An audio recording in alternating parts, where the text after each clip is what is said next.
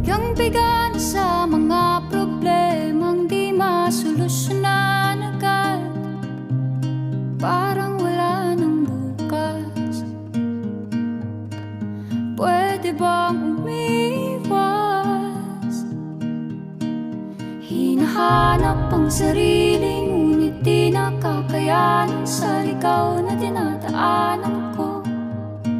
Saan na to patungo? Saan ako patungo?